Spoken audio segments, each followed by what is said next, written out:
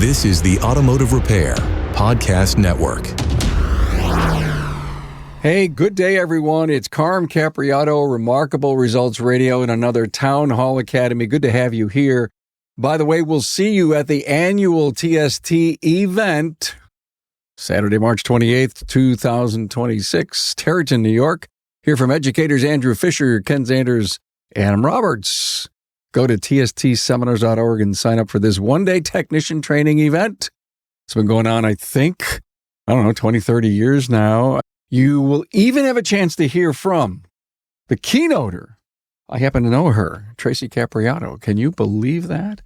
And don't forget about our great app that we have. It is the coolest thing. I love it so much. The Automotive Repair Podcast Network. It's for your smartphone, the ultimate professional automotive repair playlist. Read show notes, link with our sponsor partners, get all shows in our network, automotiverepairpodcastnetwork.com/app.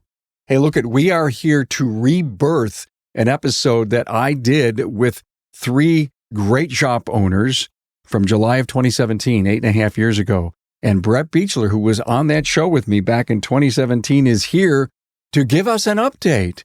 This whole episode is about selling 250,000-mile maintenance and trying to save your customers a whole lot of money. But first, great messages from our great partners. Hey, let's face it, your shop management system is the most critical tool in your shop. And NAPA Tracks will move your shop into the SMS fast lane with on-site training, 6 days a week support, and local representation. Find NAPA Tracks on the web at napatracks.com. Hey, how well does your team know their stuff? Test their automotive skills with the Today's Class Basic, Advanced, or Service Advisor quizzes. It's a quick, effective way to spot gaps and grow stronger teams. Take the quizzes now at todaysclass.com/TC quiz. Shop owners, stop juggling multiple marketing tools. KUKUI's integrated platform, they deliver 4 times better website conversions, automated follow-up, and real-time ROI tracking. Get industry-leading customer support with KUKUI. That's KUKUI.com. You're probably tired of chasing new customers who never return. We understand. Pit Crew Loyalty ends the one-and-done cycle, turning first visits into lasting, reliable revenue. On the web at pitcrewloyalty.com. Hey, welcome back, everyone. Here's this great panel that I have. As I said, Brett was on that 8.5 years ago. You haven't aged one bit, sir. I just want to let you know. Thanks, Carm. There's a little bit of gray on the goatee, but you look good, bud. Am I supposed to say ditto to you, too? Mm-hmm. Okay, sorry. You're supposed to say you look younger every day. Oh, yeah, good one. I didn't hear that. Okay. Brett is the CEO at Beechler's Tire and Automotive Center, Peoria, Illinois, family-owned since 1951, 75 years. I was in your place this past fall. You were. Yes, you were. Carm. My subtitle is Owner and Culture Leader. Yes, I love that. This is a very high culture operation. I have to tell you, I so admire everything that you've done.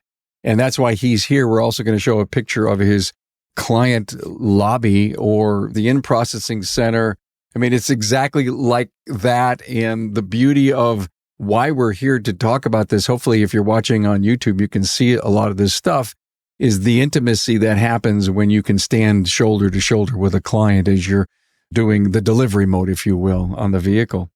Rena Rennebaum is here, coach, consultant, empowered advisor, empoweryouradvisor.com. Rena's been in the business doing this stuff on the counter her whole life. You've done a lot of great episodes with us.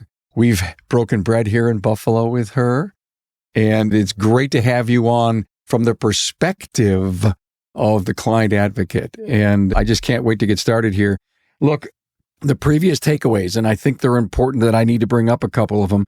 The panel last time agreed that modern vehicles are engineered to last far beyond 100,000 miles. And so when that thing clicks over and says, oh my God, it may be time for a new car, I guess if the know, like, and love, trust, loyal shop that you've been going to hasn't convinced you that we can do another 100. And that's the mentality. We have to work with them. We have to be their coach and advocate. Another point was a major focus on the discussion is cost per mile. And I think we forget about that. We just do. oh my God, I finally got my car payment done. Isn't this great? Look at what I don't have to pay.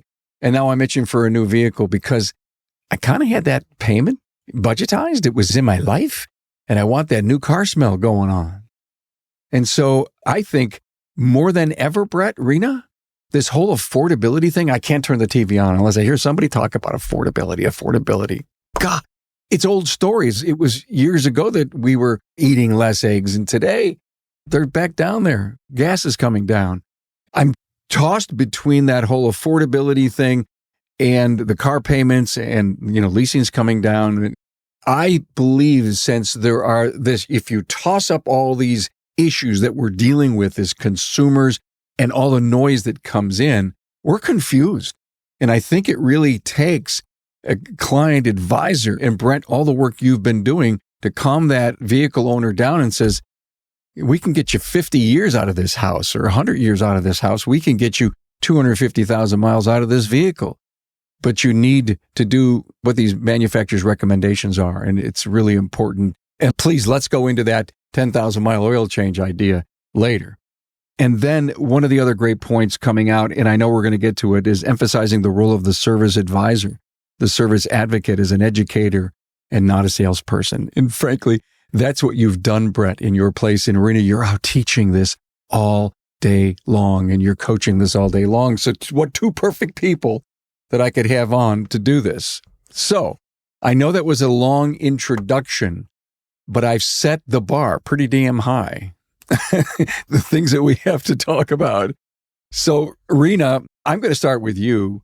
This approach isn't just for cars with a lot of miles. It works for any car with any miles. And if we get them when they just came out of the birth canal, we probably can make them last until they're 80. Yes. That's what I found to be the most important message that I received from this podcast. And Carm, I think you know that I have actually been episode 20. I personally, in my classes, I teach this episode. So when I go out and I am working with service advisors, if you're a coaching client of ours, you watch this episode. If you come to one of my in-person training events, we talk about this episode. And Brett, I use your sheet to this day. We've made edits, right? Because your sheet is still from 2017, but I'm sure you have updated yours, but we have updated it. So what I have found so important here is that this isn't just for cars that have 250,000 miles. And we have a lot of people that, like if you live in a really low emission state, or if you live in the Rust Belt, you're going to say, well, we don't have cars that have 250,000 miles. And so when I would introduce the podcast, I would tell people, don't be distracted by the name because this works for anybody, everybody at any mileage. Yep, you couldn't be more right. Interesting, Brett. Wherever she goes to teach, everybody gets a chance to know you. Carm walked in on a class that I was teaching and it was up on the screen. And that was a very cool moment for me. Yeah. I got a warm one on that one. That was a good one. The first time I shared that, actually a friend of mine, Carm knows Gary, but Gary Pontius and I put this, I'm a little wacky, and I had the weird idea, like, how about if we compare like new versus old? Somebody that has that habit. So Gary and I put this together, and I have gotten more miles out of this thing than you can shake a stick. But I will say the critical rubber to the road aspect of this is if the owners of shops are not educating their people, their specialists, their advocates, and what this means, because the average human being, when they don't understand a spreadsheet like this, and if you really look at it, it's rather simple. It goes over their head and they're too embarrassed to go, what does this mean? Most people, not everybody. So you got to sit your crew down. You got to say, hey, here's what happens. Carm, I've told you this before. I've explained this to you before. My apologies. And I'm pointing my finger at you.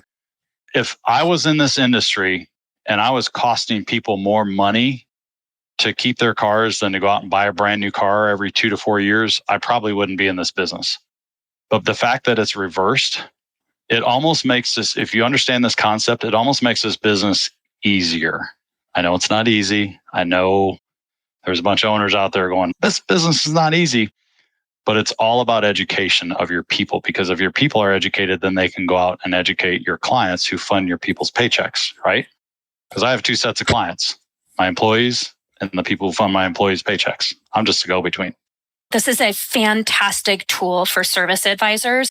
And I agree, not everybody is going to be able to really grasp it.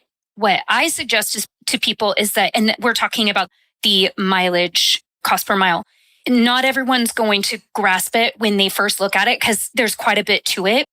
But if you just play around with it a little bit, you see where the numbers change and it really becomes, really understandable and logical. And maybe everyone isn't going to buy into it, but if you do, it's a really, really neat tool. And like you said, service advising, it is a difficult job. And this is a tool to help you, because here's what I think. The reason why I'm here on this podcast today is I'm from the service advocate or customer advocate perspective, because we have to have the customer advocate buy into this in order for this to work. They have to be trained. So you're right. It's like shop culture. It's like, this is our shop culture, is we help people, we educate people. We help them make decisions, big decisions on their car. The statistic that I read, and maybe you guys can verify this, like this is like the second, third biggest decision that people make is like car repair, car stuff is a big decision for people. Is that true? Second most. Yeah, second behind most. Their house, behind their home.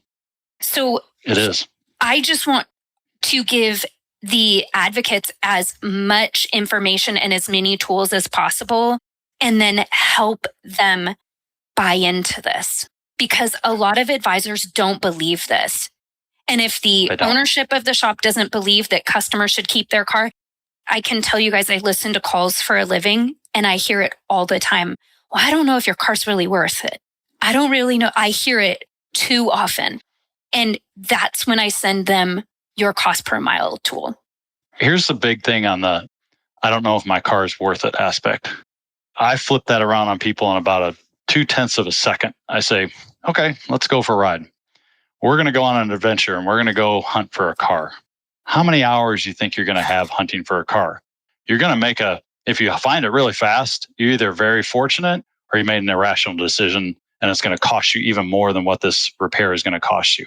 Okay, now you find a car and it's got 80,000 miles on it. So you don't want to buy an $80,000 brand new whatever truck there is out there, and you want to bring it to Beechlers or whatever shop you want of your choice, and it's a $200 inspection. Okay, you do the inspection. It doesn't pass. We find $3,000 worth of work on the car, and the car is $40,000. They don't want to negotiate. So you go find another car, right? And then you bring it back and you do another $200 inspection. Then you find it, and in Illinois, tax title license is $350. The amount of time you spend, what's the value of your time? You're going to spend, 40 hours looking for a car, 20, 60, whatever it is. Take the value of your time looking for a car. In the meantime, what if you just spent less than 2 car payments by doing the preventative maintenance and the repairs that are on the car of $900 and just get it over with? Every time I present that to people, it's a little more pithy when I present it. They're like, gosh, I never thought about that. And that's our job is to teach people is I never thought about that. I never thought my car could make it 300,000 miles. I never thought it could. I listened to anecdotal information from people and they say, 100,000 miles, it's over. Go find another car. And that's what the new car world teaches us, because we are inundated with car commercials all of the time. And, it's like Dave Ramsey always says, the only people who should be buying brand new cars are people with $1 million net worth or more, because they can take that 40 to 60% depreciation hit just like that. They don't even blink an eye, which I understand. But the average person doesn't want to go out and sign up for a $500 or $600 car payment, like goals for me. It's just easy to present all the facts on the table, and then they start thinking rationally instead of irrationally and emotionally. It's your duty to present those facts. And that's what I just heard. That's my feel. And oh my God. So these were 2 great rants, but I got to stop and I got to collect a few thoughts that are going through my mind. And Rena, I want to say this to you. When the students in your classes, you're helping them become the advocate for this long-term miles. They go back to the shop and they say, oh my God, the training was fabulous. Here's what we're going to start doing. And the owner doesn't let it happen because the owner wasn't in the class. The owner didn't buy in And or, Brett, when you are working with friends that you have in the industry and says, really, I want to get this thing done. And then they come back and say, well, my people really don't want to do this. And then my next question is, well, who owns the business? If you want this done, where is the discipline to say, this is what we're doing? I'll even go further. I went to a shop, unnamed shop. I won't state the name, but I went to a shop recently. And I usually go to the advanced shop meetings. It's a day ahead before, you know how elite structure works, Carm. You go a day ahead and I become like a fly on the wall, asking questions, just whatever. I'm talking to the advisors, I'm advocates, I'm talking to the specialists. I'm just kind of feeling out the area, like what's going on. I ask about pay plans. And 90% of the time, when I talk to them, I don't even have to ask about the pay plan. I can tell by how their front counter people are paid and how motivated they are in learning this kind of stuff. So what I mean by this is, say you're an advocate and 90% of your pay comes from a base salary or an hourly pay. Mm-hmm. And 10% comes from how well you move that needle on the business. Humans are going to perform like they want to perform. What I'm saying this for is if there's any advocates on this call that are at 90-10 or a super high salary and a low, go back to your owner and say, hey, would you ever consider going lower on my salary, but a higher production bonus? Because I will tell you, like our system is about a half and half. It's give or take 40, 60, 60, 40. It fluctuates. But I have mine dialed in so tightly in terms of gross profit dollars fund the production bonus. And all my guys focus on is give me $160 to $200 per GP dollars per hour. And that's it. And I simplify their pay system and it makes them hungry. And that's why I have 3 guys on my front line that go, I want to call people every week. I want to be able to understand this stuff. 2 of my 3 guys have gone to elite training. Nothing against you, Rena, but they've gone to elite advisor training and they're hungry. And if the owner wants to do certain things, he's got to structure his pay plans to make it to where the guys and the gals want to do this kind of stuff. But you're 90-10, you're not going to move any kind of needle. You're not going to implement any of these systems if they're that way. Now, I'm not an advocate of going 10-90 either, because I think you can get into ethical things in that nature. That's just my personal opinion. That's me being in the saddle for close to 40 years in this business. That's just where I'm at. I'm not saying I'm all right and everybody else is wrong. It's just what's worked for me. So yes, I agree with you, Carm. The owner's got to want to do it, but he's got to have a structure that invites people to want to do this kind of stuff. You got to pull them in, not push them in. It's a great takeaway. I think the pushback from the shop owner that I hear is it's going to take too long. Like this approach is going to take too long. They push the advisors. There's that old school thought of like, well, your sales calls should be 5 minutes or less. Your incoming calls should be X amount of time or less. And I don't think they realize that what they're doing is they are reducing the relationship with the client and the advocate. Transactional. We are making it too transactional. Yes. And these things do take time, right? Like to build a relationship, to go over a cost analysis with someone, that's going to take time, and it should. But we're helping somebody make possibly the second biggest decision in their life. When you talk about time, I completely agree with you, because I always say there's a life cycle to a client, right?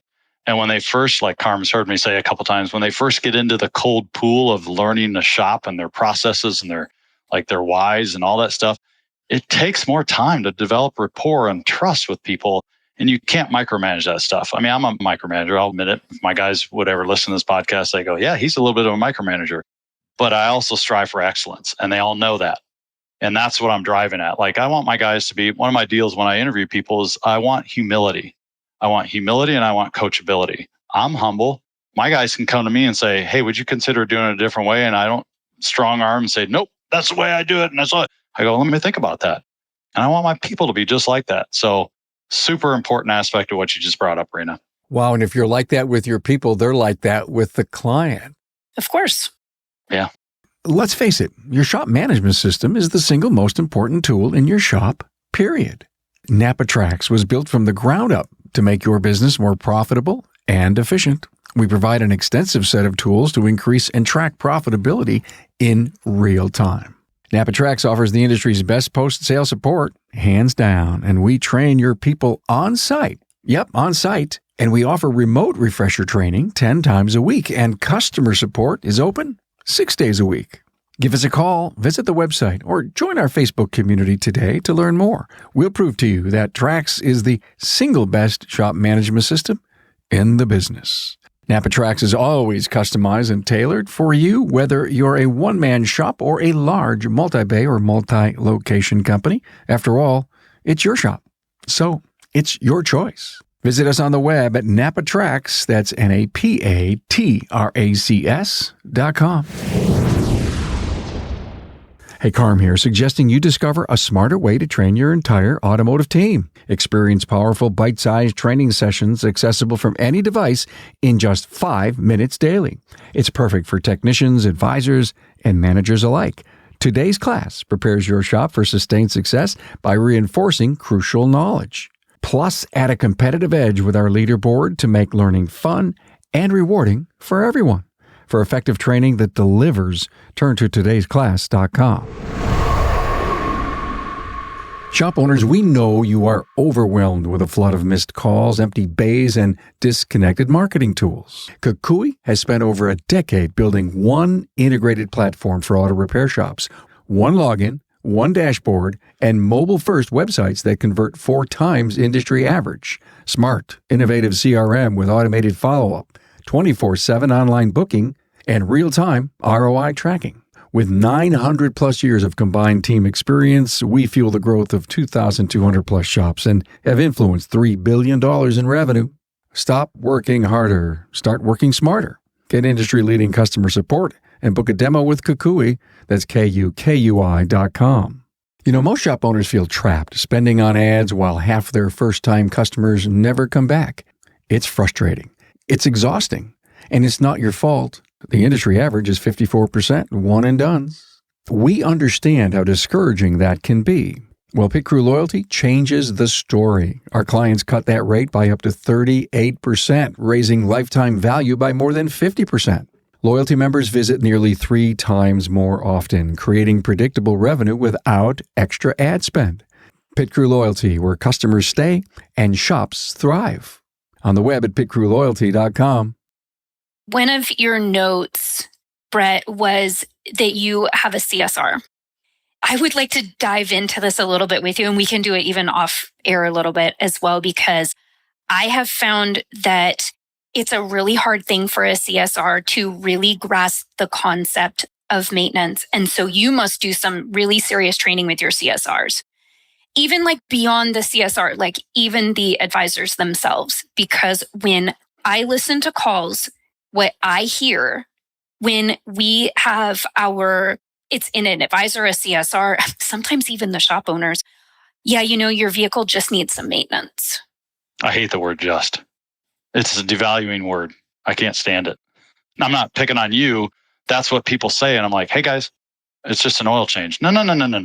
This is Beechler's 27-point inspection oil change. Don't devalue what we've created the value on. That's my point, is some reason, we devalue maintenance. And we say, look, you know, you brought your car in, this is what we found. And then there's some other items, just some maintenance. And this is where you just took the knees out from right underneath it. Just gone. Yep. Gone. Not buying it. Maintenance. If your spark plugs arc out and they take out ignition coils, you just have to give me $200 or $300 more. It's no big deal. What did you just say? Yeah. Well, hang on, back up just a little bit. It's preventative maintenance for a reason.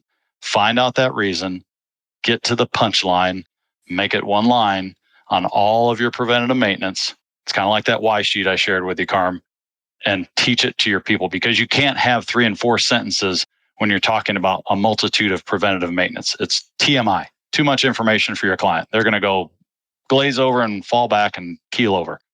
Especially if they've never heard it before. If no one has ever talked to them about maintenance before, and then all of a sudden we overwhelm them with it, it's going to feel like we're overselling. So there is a happy medium to it. Absolutely.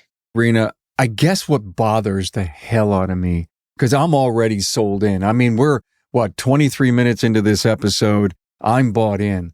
Why is it taking so much buy-in, so much arm twisting, so much convincing to get this industry flipped and turned around and let them realize we perform such an incredible service for the motoring public, but we just want to fix broken cars. And I used the word just in there purposefully. Purposely. I think it's a lot of things, honestly. I think to some degree, it's like people don't want to put in the effort.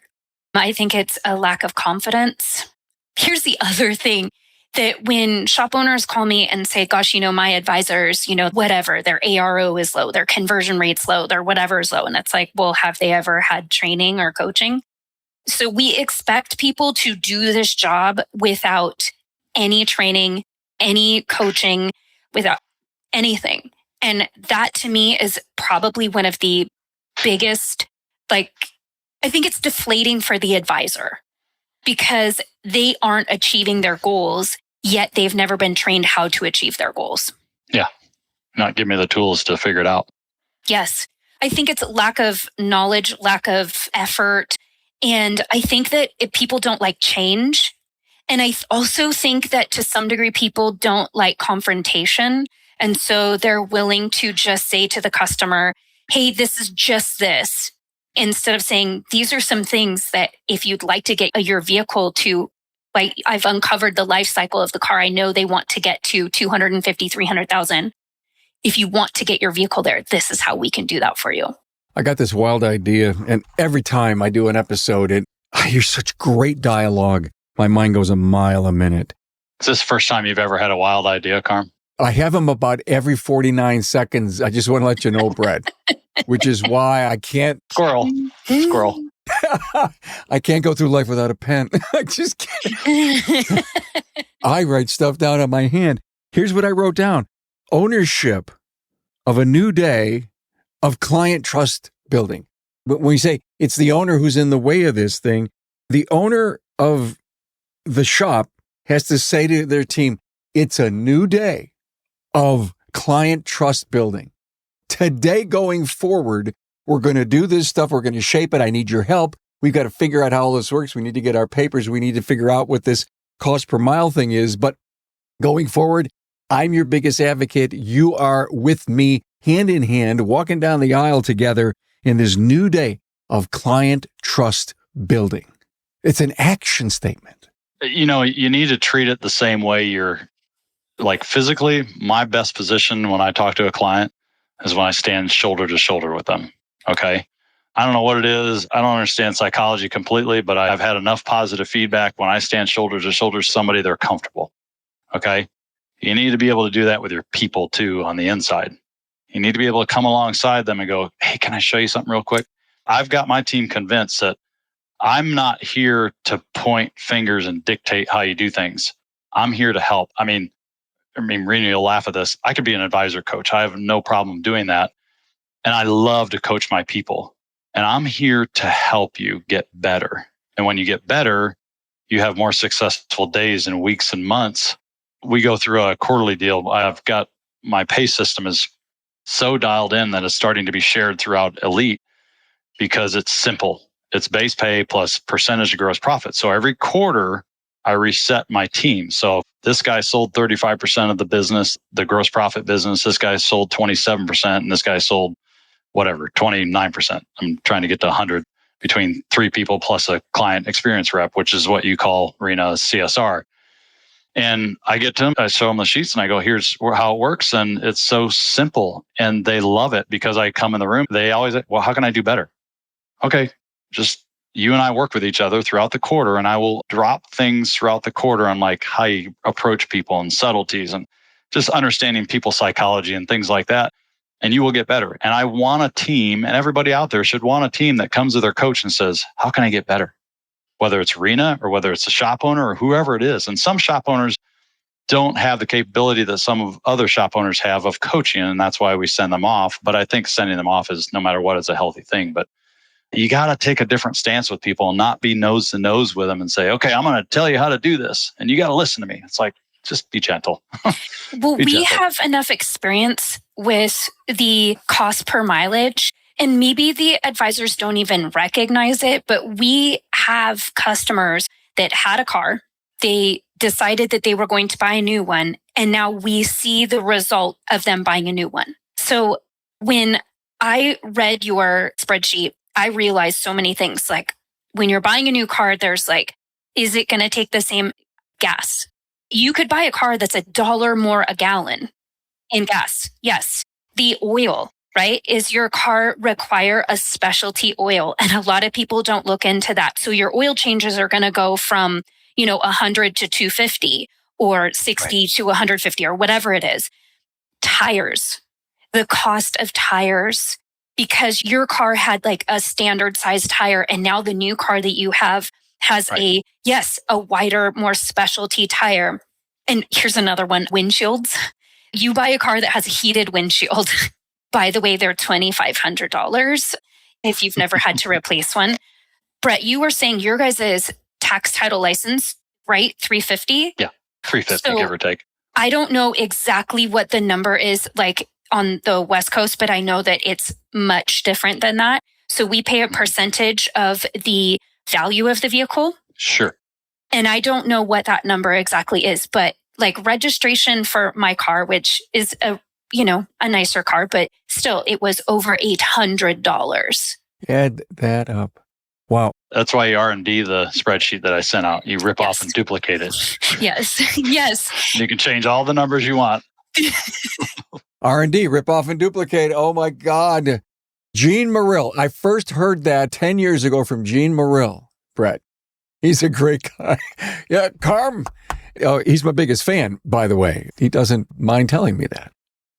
After what you both said, I just came up with, here's another write down, sophisticated professionalism.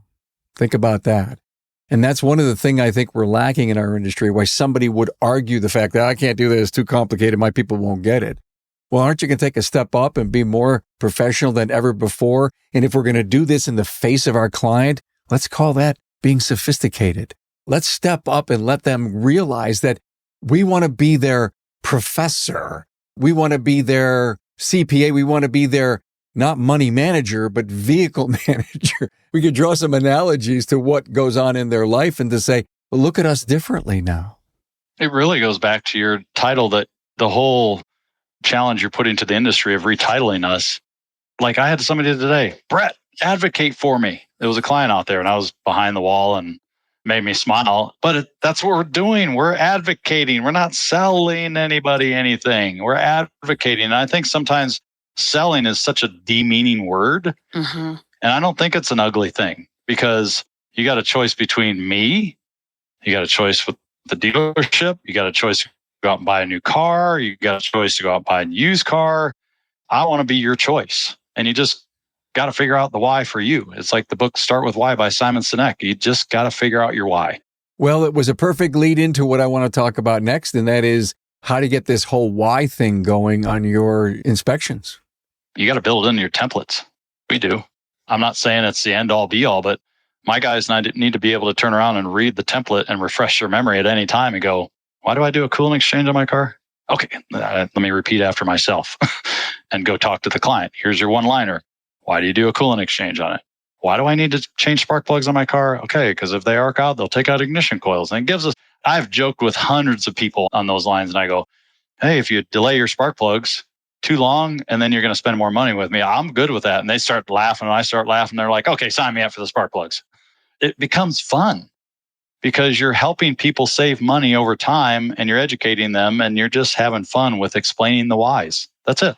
But you're not overselling, you're not selling up. You're saying, hey, the manufacturer recommends this, and that's why we're bringing it to your attention. Hold on, Carm. I've even gone so far as to say your vehicle's engineer requires this. I love that. I saw that and Yes. Oh, I love that. But think about it, though. What does manufacturer mean to our clients? It's pie in the sky. It's Detroit. It's wherever It's not a good word, in my opinion. Yeah. It's not a good word. Like your factory. It's like, what does that mean? Like they're going to sit there and go, oh, my factory recommends, and they turn around and go, what does that mean, factory? But if your vehicle's engineer requires this to help you prolong the life of your components that you're protecting, bingo. It's like you want to hit them square between the eyes, right? All day long. That's all we're doing is hitting people square between the eyes with understandable verbiage that we're talking about. That's it. Can I add it to the rise? Yes. I'll add it to the rise, Brett. Thank you. It's everybody. What's funny is I'm not a big AI chat GPT fan, but I went on chat GPT to figure out whys. And then I kind of massaged them from there. I put them in there because I'm like, I want them to do the heavy lifting and then I'll refine it. Here's what I say to service advisors when I am talking about maintenance is give me one item that you can think of right now that if the customer waits on it, it will be cheaper later. Tweety birds. What is the one Crickets. thing? There's nothing. There's nothing. No such thing as a maintenance, a repair, anything that if you wait, it's going to be cheaper later. I think the biggest challenges for owners is getting the muscle memory instilled inside of their advocates' heads that you have to think about that at all times. It's like all-wheel drive cars. You got a customer with 5 seconds tread all the way around. They ruin a tire and we come back to them and just replace the tire. I'm an amateur tire shop if I do that. But if I flip the table and I say, hey, by the way, you need to buy 4 tires and here's why. Because I don't want you coming back to me in 3,000 miles and having a $2,000 transfer case out because I was not educated and smart enough to tell you, oops, sorry about that. You probably should have done 4 tires. And they're going to thump me over the head for not knowing that information and educating them in that one particular process. But it feels so good to be the hero. People have to become knowledgeable. It does. Right. To me, a B-graded advocate comes up to somebody and has to sell them 4 tires and they know that they wouldn't replace their tires at 5:30 seconds. They're not going to say anything. But if they turn around and go, wait a minute, I'm helping this person. Stop. Just put the stake in the ground. Make it happen. It's shifting the mentality that the hero is the one that sold the 4 tires, not the one that sold the 1 tire. And that's what I feel like I work with my advisors on is instilling that thought is you actually are really saving the customer time, money, like if you sell it all now. Yeah. Exactly. I love what you said, Rena, about being the hero, but I do want to move everyone to listen to episode 1073. Rena, we just released it this past Tuesday, and now everyone knows when we're recording this. But here's the deal. This gentleman who came on, and it was J.J. Peterson, never had him on before. He's a PhD, and he did do time with Donald Miller at StoryBrand, and he came in to talk. And I don't want to steal his thunder from this episode, but it is so fabulous to want to listen to. And I think every service advisor and owner should listen to it. Of course, the StoryBrand is about villain, victim, hero, and guide. And you stopped and mentioned, Rena, I want to be a hero. But in his entire pitch, the service advisor at our counter is not the hero that's solving the problem for the client. They're not. They're the guide. And they make the client the hero. Ooh. Absolutely. Oh, this is a new mindset. Yeah, but it's solid. And he explains, and there's many different versions of it. And there isn't a movie that you would ever go watch. I don't care if it's Game of Thrones or if he goes back to Star Wars. And if I ask you, what do you think Obi-Wan Kenobi is? What do you think Yoda is? Yoda's the guide. And Yoda's the one who says to Luke Skywalker, you can be the hero, but this is what you need to do about it. You need to make great decisions on fixing your car. Let me tell you how you have to do that. You, the service advisor, has to be the guide in the entire relationship. Of course, there's no victim or villain in a two-way with the client. But if you adopt the fact that there's a hero and a guide in this trusted relationship, and you're not, I'm the hero, let me fix it, get the 4 beautiful tires on, and you're never going to skid again. No, I'm the guide. I'm telling you, make that decision. Wow, I love that. That is going to be my next lesson for our advisors. Yeah, watch it, listen to it this weekend. I think you'll scramble taking all kinds of great notes, and you may make it another requirement to the class you're going to, because I think, again, part of the value of this at this current time in our industry to do this episode again is to re-energize the think we have going on. And, I talked about sophisticated professionalism. It's time, world. If you're listening and you say, I can't do it, no, I think you can. Now, can you jump into this stuff we're talking to right now? If you've never had a coach, you've never been in a networking group, if you're really behind the 8 ball, you don't have enough cash, your profitability, reeks for what you think are all the right reasons, but they're probably all the wrong. I think another thing it's going to require is for the entire shop to be on the same page. And what I mean by that is I did an RO audit maybe last week, and I found a car that had, I think it was like 89,000 miles. The technician had documented that the shocks were leaking, but he wanted to monitor them. And the service advisor also just went along with that. And so we pulled up the car, we pulled up what the manufacturer said that time that you should be replacing those shocks. And I don't remember what it like maybe 75,000 was the manufacturer suggested time. We were at 89, we were leaking. To me, that's the problem, is that you said it earlier, Brett, that they wouldn't do it themselves. So they're not going to recommend it to the customer. Yep. And so we have to look at it from a different perspective as what does the entire shop, what's our shop's philosophy? And I feel like that's what's lacking is everybody gets to have their own philosophy in your shop. You know, your CSR has one, your advocate has one, your specialists have another, and all of your specialists have their own. If you have 3 different technicians look at a car, all 3 of them are potentially going to give the advisor and customer different information.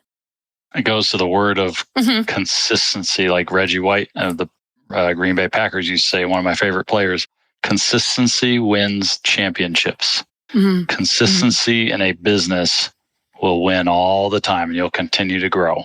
And it's what SOPs are, playbooks are. It's not rocket science. It's just, yeah. Wow. Selling from your own wallet is really a crime in our industry, but because in my mind goes back to the medical field and, you know, to have a doctor say, well, I don't think I would have that wart off because I know it's not going to hurt me. But the person that came in that had this wart problem and they can't walk right, what are they going to tell them? Not to get it done? No, don't worry about it. And then you don't feel like a hero, like you're saying, Carm, if you say, no, I want to have that wart taken off, because you feel dumb because a professional that's supposedly more intelligent than you is telling you, I don't think I'd do that. Think about the psychology behind that.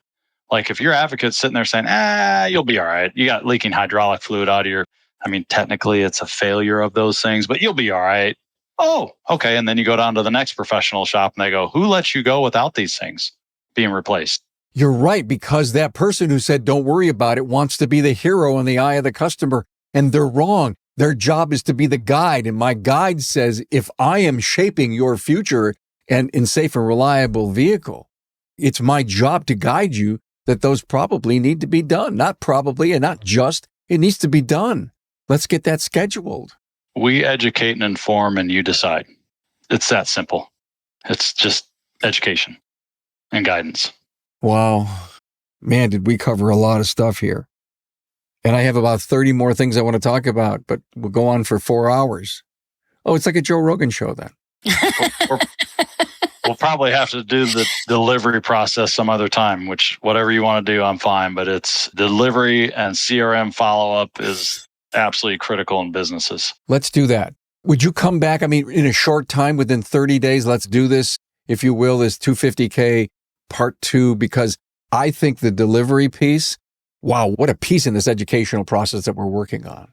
You could teach a master class in this type of stuff. I mean, Rena, I'm sure you got, knee deep in this kind of stuff, but you could teach a master class in understanding proper delivery, the tonality, the language, the word choice, everything you use in a delivery that carries over into your CRM. Like I was telling you, I'll put a teaser out there. This week, we made 48 phone calls on Tuesday. Last week, we made 46 phone calls on Tuesday. I don't have any shop owner friends, maybe a handful that do follow up or the CRM like we do. And I'm not bragging to myself. We've been doing it for 15 years and it's been a refined process. So I'm happy to come back and talk about that. But if a shop is not doing that, they're missing the boat big time, big time. And the biggest pullback is going to be your advocates. They're going to say, oh man, I don't know about calling the guy. But if you I don't have time. I don't have time. But if you pre-qualify it and explain to the client at the delivery, the last step they were at, hey, I'm going to call you April 26th, give or take a couple days, and we're going to see if you want to schedule in. And if you don't want to pre-schedule it now, like you do with the dentist. So word choice is everything. Why is the advocate saying, no, I'm not going to do this. I don't have time. Well, wouldn't you think that the owner or their manager needs to figure out how to find the time? Or rediscipline the job priorities during the day and what we do on a Tuesday. Come on, man. I'm sorry, I can't take a breath today for some reason. Well, I don't have time.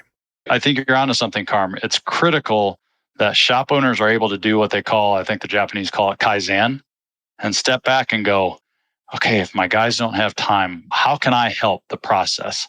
What load can I take off their plate for them to be able to do this highly valuable procedure every single week? Like, what do I do to take off their plate to make this happen? That's where you have to be. You can't just say, yeah, you guys got to go do it. And you got to figure it out. You can't be like that. You got to go, okay, what can I do? Because this contact to the client is so important. What do I do? How do I do this? I don't know what the answer is. Every shop's different. 100%. What you just said is legitimate pushback. Okay. All right. I hear you. I know I'm giving you a lot of things to do, but if we can't get this thing through, let's figure out how we can. And instead of forcing someone to say, I'm sorry, you have to do it, and then you get a half-assed job, legitimate pushback, let's revisit this thing. Why can't we open up some hours in your week to do this? I think that it is, you have to create a process, and I think you need to give an example. So just because you say make a follow-up call, that doesn't mean that somebody actually knows what that looks like. So I think there needs to be a process for it, and I think you guys need to role play it. So have a team meeting, and everybody that's making that phone call, let's role play a couple scenarios. Even ask the person, what do you think, what's the worst thing that could possibly come from this call, and help them overcome that fear. Because I think there's fear in it. I mean, I think sometimes maybe people can just be lazy, but I also think that there's fear. Here's where I think the innate fear is, though, is generally speaking, advocates. I used to work in the cold call world. I was in the corporate world, and it's a tough world. Generally, our advocates are dealing with warm leads, yes, pre-qualified leads. And what happens is, we can talk about this more, but in that delivery process, if your client doesn't know you're calling, it's kind of a cold call. Yeah. Because they're like, why are you calling me? Well, this is our process now, and I'm calling you now. If it's preempted before that and you say, hey, I'm going to call you, it becomes a warm lead. Mm-hmm. And generally speaking, advocates don't mind doing warm leads. Mm-hmm. It's just, you got to remember the nature of what they're doing every day. They're having people come to them. They're all warm leads. And then suddenly you ask them to do cold calling, kind of cold calling because it's part of your client list. But at the same time, they're like, they don't know I'm calling. Hey, Bob, this is Brett. Hit your car in 6 months ago. Hey, I was calling the scheduling for the stuff we talked about. You never told me you were going to call. It's a full picture. And like I said, Carm, it's another episode and I'm happy to get into it, but it's critical. Wow. This was great. It went far beyond what I thought it would be. And it went in a completely different direction. And I'm so appreciative to you, Rena and Brent, for coming on and doing this. And look at that, right underneath everyone's noses, we've scheduled another one because we did so much in this one and we want to respect our people's, commute time and the time they want to invest in getting all this great content that we produce. So thank you so much. Be looking for this, whole thing on the delivery side of this. Thank you to Rena Rennebaum, CEO, coaching consultant from Empowered Advisors at empoweryouradvisor.com, and Brett Beechler, CEO, owner and culture leader at the 75-year young Beechler's Tire and Automotive Center. I was standing out in front of your place, and what your digital sign says, I got tired at Beechler's. I love that. Kind of fun. I love that. Thank you so much, guys. Thanks for being on board to listen and learn from the premier automotive repair business podcast, Remarkable Results Radio. Get your episodic education on the ARPN listening app at automotiverepairpodcastnetwork.com. Also enjoy the podcast on our Carm Capriato YouTube channel. Carm is all for advancing the professional automotive service industry. Until next time.